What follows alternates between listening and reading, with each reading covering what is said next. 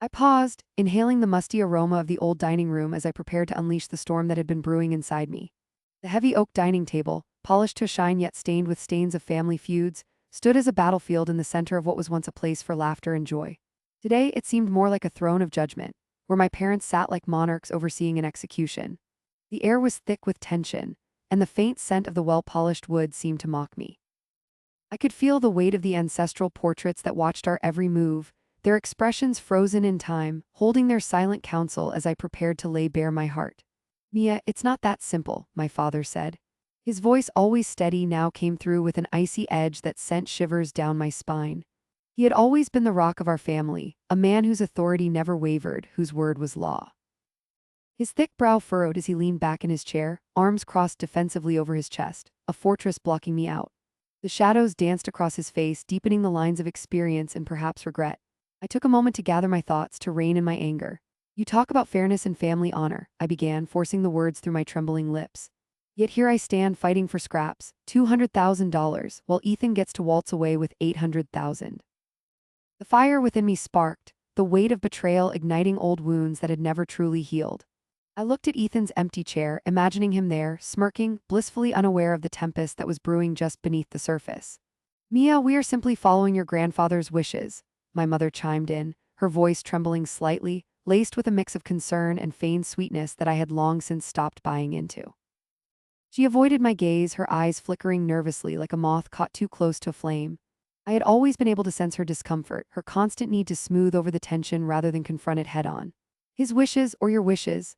I felt the venom slip out before I could catch it, the words harsher than intended, but they felt good against the shards of resentment that had anchored my heart. My heart thundered in my chest as I fought to maintain my composure. Did you ever consider my feelings? The fact that I worked just as hard as Ethan to prove my worth, while you two always cast me aside? It's like I am invisible to you. The tremor in my voice betrayed the rage boiling just beneath the surface. I gripped the edge of the table, nails digging into the polished wood. The tension hung in the air like fog, suffocating any rebuttal from my parents. I could feel the ancestral portraits bore down on me, their expressions urging me to stand my ground. I felt the heat rise from my core, radiating outward, challenging both of them to see me for once, to really see me. Ethan has always shown more potential in the family business, my father replied, his words ground through layers of stubborn pride, but arrogance dripped from his tone. I could see the deep lines in his forehead crease into deeper furrows, the tiny flicker of doubt buried deep in his hazel eyes. Potential? I scoffed, seething with anger. Potential does not mean that he deserves everything while I get nothing. I have invested blood, sweat, and tears into my career too. You had always told me I was not cut out for the family business, yet here I stand, just as committed as he is. Your father is correct, Mia, my mother said, the quiver in her voice turning firm, a defensive wall rebuilding itself in front of me. This is not just about you, it is about me. I shouted, my voice echoing through the ornate room, drowning out the portraits that had once held an authority I now rejected. You have made it about Ethan since the moment I was born. Do you even realize how that feels? The words echoed back at me, each syllable a reminder of the years spent searching for validation in a family that had made it abundantly clear I was meant to blend into the background. My father leaned forward, elbows resting on the table's surface as the flickering chandelier above cast a dim light upon us. Mia, let us not get carried away here. You are being emotional. I slammed my palm flat onto the table, rattling the dishes that still held the remnants of family meals long past.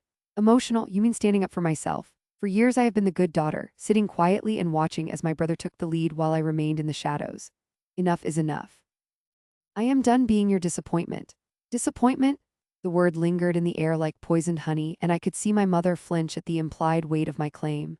Those are your words, I countered, feeling the fire fill every fiber of my being. In every statement about my choices, you have made it clear that I would never live up to the golden child, that no matter how much I tried, I would never be good enough. And now this, I gestured wildly around the dining room, as if the very walls themselves were implicated in the unfairness I had endured. You can't just extinguish my worth with a swift dismissal over a couple of dollars. You misunderstand our intentions, my father pressed, his voice a mixture of frustration and fatigue. It was never meant to make you feel this way. Your grandfather felt Ethan was deserving of the larger portion.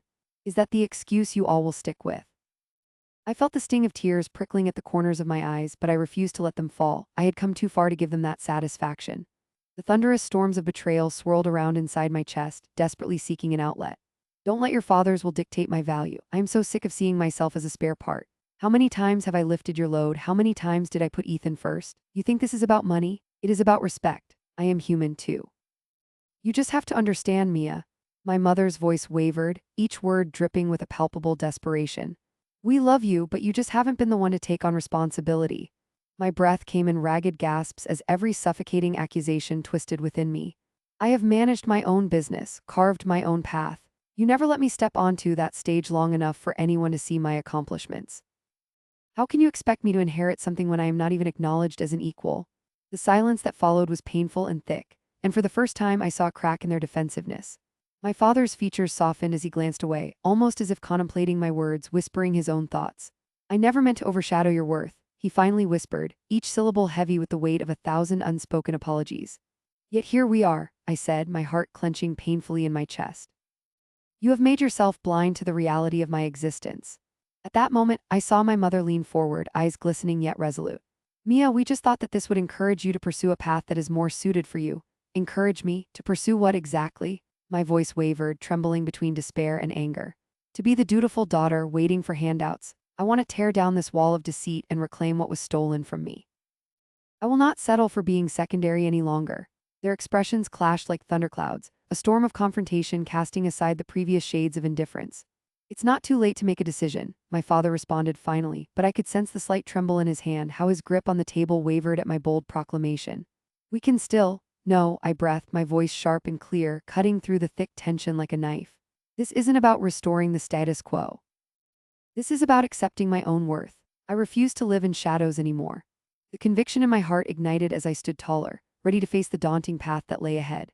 In that somber dining room, surrounded by echoes of our family's history, I resolved to reclaim my worth, to tear down the walls built on deceit, because for once I was not just a ghost. I was a force to be reckoned with, and I would no longer fade into the background fueled by anger. I became a woman on a mission. The following weeks were filled with relentless investigation into my grandfather's finances. Long nights turned into days as I pored over legal documents I could find, piecing the puzzle together like an obsessive detective. The glow of my laptop screen illuminated the multitude of papers strewn about my small, cluttered apartment. The air was dense with the odor of cold takeout, half-empty coffee cups, and the palpable tension that gripped my body, reverberating through the very marrow of my being. Every line I read only served to stoke the simmering fury within me. The voices of my parents echoed in my mind, dismissing me, overlooking my every achievement, and now here I was on the cusp of reclaiming my legacy, but not without first exposing their treachery. Each revelation I uncovered transformed my frustration into a steely resolve. My parents, once my protectors, had become my adversaries, and I delved into their financial history with a fervor akin to digging for gold. I could barely contain my anger as I found evidence of mismanagement and baffling irregularities in financial dealings that would leave anyone shocked. What could have been a family legacy turned into a series of embarrassing blunders and ill-timed investments, all executed under the guise of maintaining our family's reputation. With each document, the stakes grew higher, and the thrill of discovery became intoxicating. How could they have squandered our wealth while I stood back, neglected? The nights blurred into mornings, and the world outside my apartment window moved on without me, bathed in the pale glow of streetlights and the darkness of night. I amassed piles of documents that testified to my parents' irresponsible behavior, irregular bank statements, ill-fated investment contracts, and even a few hidden tax documents that revealed just how deep their mismanagement ran. I set aside hasty notes scrawled on the yellowed pages of a notepad. Each mark symbolized another piece of evidence, another whiff of the betrayal that had simmered under the surface of our family relationships for far too long. I felt the fire within me heating up, fueled not just by the thought of money, but by every slight, every neglected birthday and overlooked achievement that had shaped my existence. And then there it was, the moment that would define everything. I stumbled upon staggering evidence linking my parents to a failed real estate venture that had lost $50,000. A shiver ran down my spine, my heart raced, and for the first time in so many sleepless weeks, a grin broke through my furrowed brow. This was it. I was piecing together a narrative that could turn the tide. I contacted a lawyer who specialized in inheritance cases, feeling the weight of my discoveries begin to crack the armor of entitlement my parents wore. I was no longer the overlooked child. I was prepared to fight with the resources and wit I had sharpened through these grueling weeks. When I sat in the lawyer's office, the smell of old leather and fresh paper surrounded me, a solemn yet hopeful atmosphere that mirrored my own tumultuous feelings. We exchanged documents, and as my lawyer analyzed the findings, I could see a flicker of interest ignite in their eyes. My heart leaped. I realized I had more leverage than I thought. This was not just a fight for financial compensation. It was about reclaiming my worth and shining light on my parents' betrayal. The weight of my family's expectations and the burdens of my childhood screamed for accountability. Finally, the moment of confrontation had arrived. I gathered my family again in our living room, the same familiar space that had once felt like shelter, now transformed into a battleground. But this time I wasn't alone. My lawyer was at my side, a neutral party, a sentinel of truth who added undeniable credibility to my claims. I could feel the tension in the air, thick enough to cut with a knife. My heart hammered in my chest, thudding against my ribcage as I glanced at my parents, their expressions a mixture of confusion and faint amusement. "What's going on?" my mother asked, eyebrows rising, her voice laced with feigned calm. "Today things change," I declared, channeling every ounce of confidence I had cultivated over the past weeks. "I have uncovered the truth behind our family's legacy, and you, Mom and Dad, are the ones who have betrayed it." My mother's gasp broke the silence, her hand flying to her chest while my father's face paled, his eyes widening in disbelief, flickering between my lawyer and me. "What are you talking about?" he stammered, his bravado faltering. "You think you can control this narrative?" I added, each word surging with adrenaline. The satisfaction of watching their expressions crumple before me ignited a flame that pushed me to continue. I held up the collection of documents, feeling a rush of power as I laid bare their careless handling of our inheritance. The irony of them being the architects of their downfall was not lost on me. "You have mismanaged funds, made horrible investments, all while pretending to uphold our family's legacy." With every accusation, I could see their facade fracturing. "You're being dramatic," my mother shot back, her voice shaky but resolute. "You don't know what you are talking about." "Oh, but I do," I retaliated, my voice steady as I presented the evidence of their negligence. I had done my homework, charting the failures, the losses, stacking them against the grandiosity of their assertions. "The $50,000 you lost in that real estate venture, it was a reckless gamble. You played with our security as if it were just monopoly money. And then there are the hidden costs, the extravagant purchases, all made under the guise of preserving our family name." With each piece I presented, I could see their defenses crumble, transitioning into denial and anger. "You think you can threaten us?" my father spat, rising to his feet. The room felt smaller, breaths more labored. "This is ridiculous." "It isn't a threat, it's a demand," I countered, feeling the heat rising in my cheeks. "I deserve more than the paltry $200,000 you plan to give me. I demand my fair share be doubled to $400,000. There it was, my ultimatum dangling in the air like an unsheathed dagger. The sound of my heart thrumming echoed in my ears, an anthem of defiance against years of suppression. The silence that followed felt monumental, the kind where time seemed to hang in the air. I stood my ground as my parents exchanged frantic glances, their expressions morphing from disbelief to mounting frustration. "You know we didn't mean for any of this to happen," my mother began to plead, her voice quaking, but I was no longer in the position of listening to their excuses. "You didn't mean to destroy our legacy, to obliterate my childhood with neglect and lavishness at the expense of the family you claim to cherish." The irony cut sharply, stinging more than I had anticipated. "I won't tolerate being the forgotten child any longer. You put me in this position. You made this family affair public, and now it is time for you to take responsibility." As I watched the realization murmur through my parents, their expressions shifting from anger to the unmistakable inkling of fear, I felt a surge of joy beneath my anger, a sense of victory that ignited a smile I couldn't contain. In that moment, I was reclaiming my narrative. Finally, my father cleared his throat, his face tightening like a mask over the worry lurking behind it. "You don't understand what you are asking for," he muttered, his voice wavering. "We are family and family supports each other. You cannot put a price on that." "Yet you have put a price on my existence," I shot back, my voice echoing around the walls. "This is not just about money, it is about respect." I refused to be brushed aside any longer. The weight of the silence was palpable, the tension in the room simmering with an energy that felt electric. I had pricked the bubble of their unearned confidence, and they were struggling to find a way out. I could feel the ground shifting beneath our collective feet, the day of reckoning arriving as I seized the power within me. I was done being invisible, done being the forgotten child in a legacy riddled with lies. And as I stood there, surrounded by the remnants of a life I was determined to redefine, I knew this was only the beginning. The confrontation I orchestrated in that living room became a whirlwind. The familiar, plush-tan sofa, the cherished family photographs lining the walls, and the dense scent of fresh coffee brewed this morning anchored me in a space that had once felt comforting, but now felt like a battleground. I stood there feeling like a maestro conducting a symphony of chaos, the crescendo of my frustrations boiling to the surface. My mother, usually composed, was now an open book of shock and despair, her normally soft demeanor shattered.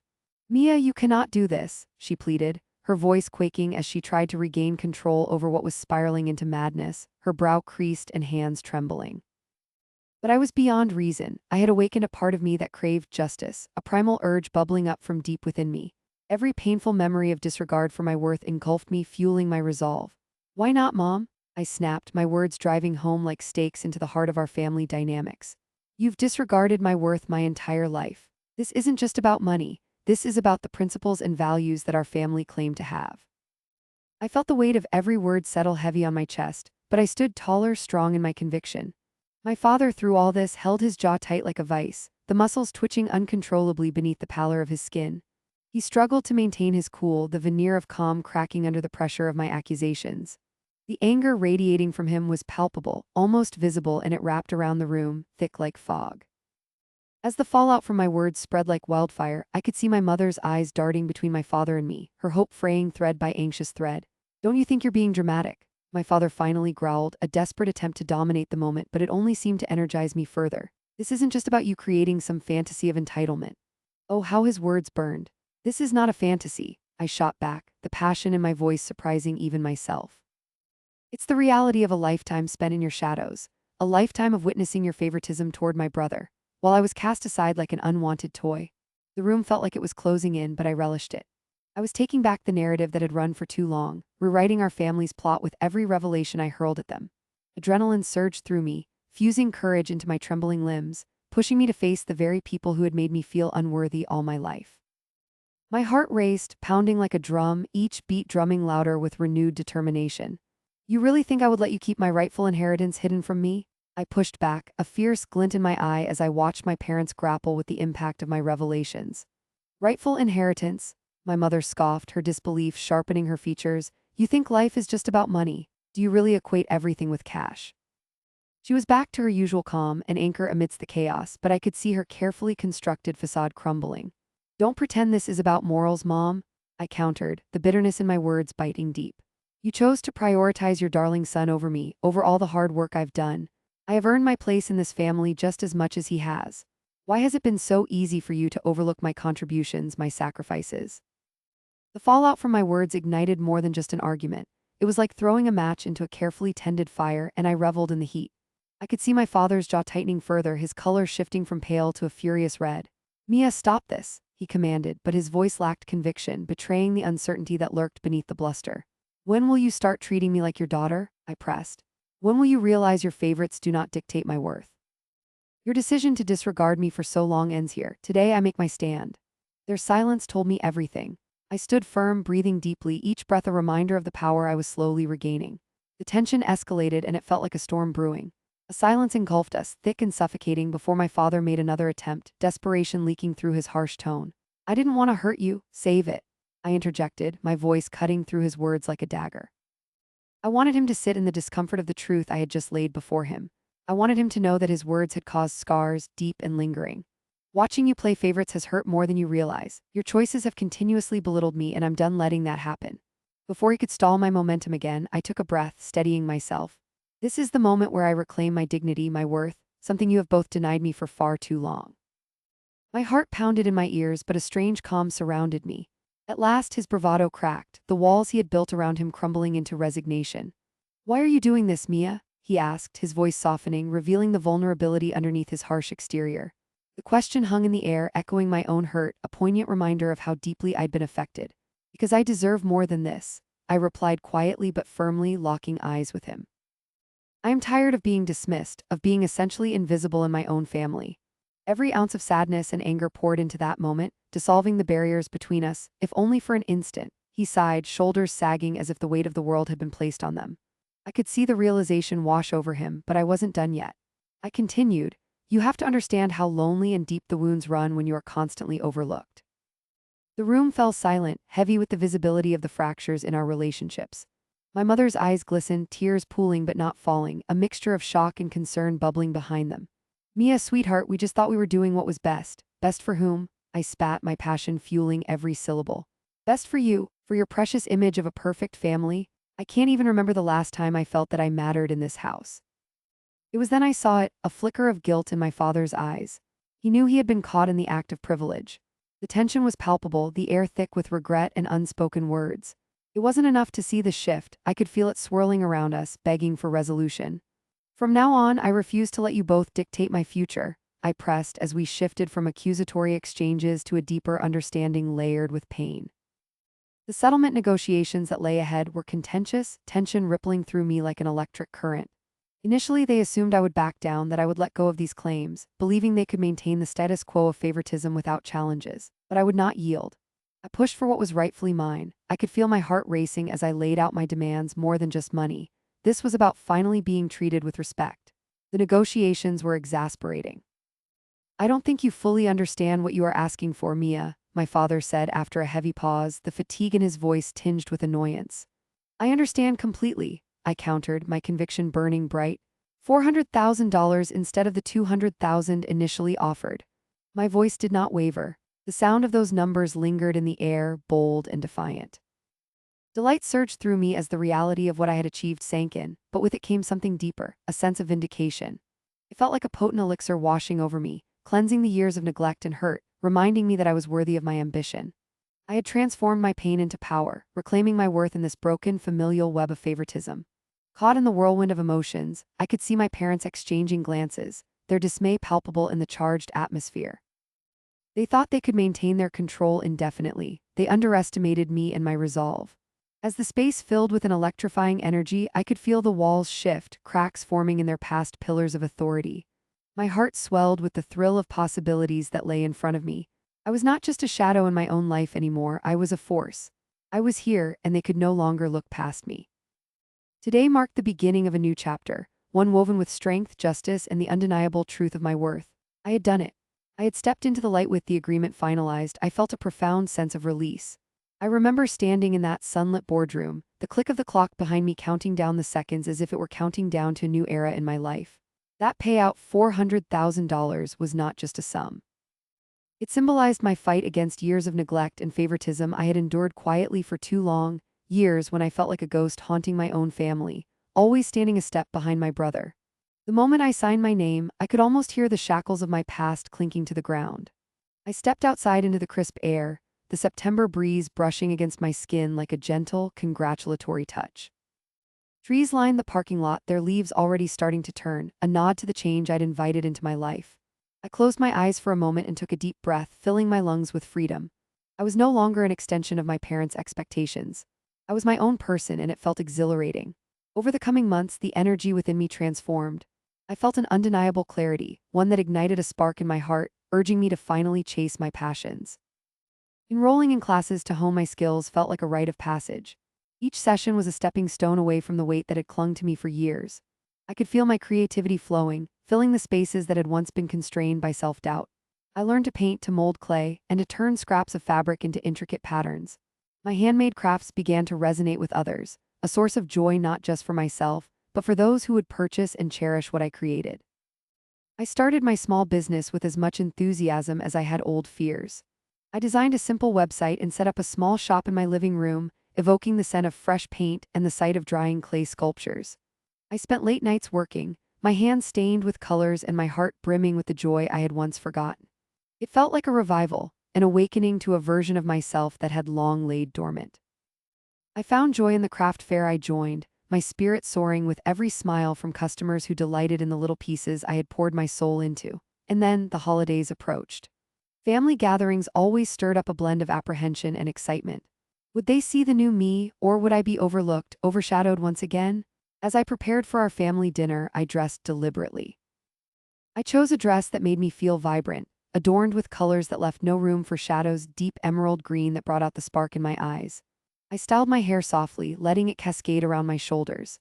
I wanted to represent the new chapter I was living. When I arrived at my parents' home, the familiar scent of cinnamon and baked goods filled the air, but something felt different. The furniture was the same. The decorations were predictably beautiful. I could see my mother adjusting the placements on the dining table, her face a mask of strained smiles, and my father was in the den, chatting amicably with my brother. The same old scene, but with a peculiar tension lurking beneath the surface, almost like a storm cloud gathering out of sight. "Mia," my mother called, her voice bright yet strained, like a note played a bit too sharp. "Come help us set the table." I made my way into the kitchen, the clink of silverware echoing in the cozy room. Of course, Mom, I replied cheerfully, setting down the small dish I had brought, a recipe I had spent hours perfecting. I made a cranberry galette, I hope you'll like it. Oh, that sounds lovely, she said, genuinely smiling for an instant before catching herself. Just like your brother's cooking, I bet. Ethan's been making a lot of dishes these past few weeks.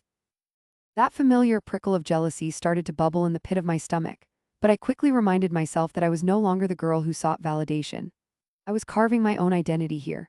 I'm glad he's putting his skills to use. Cooking is such a wonderful way to express oneself, I said coolly, my voice steady as I organized the napkins at the table. Ethan strolled into the kitchen, his confident stride evident as he ruffled my hair like I was still his little sister. Looking good, sis. Have you taken up a new hobby, or are you still floundering around with those arts and crafts? He teased lightly. I felt my pulse quicken, but I stood tall.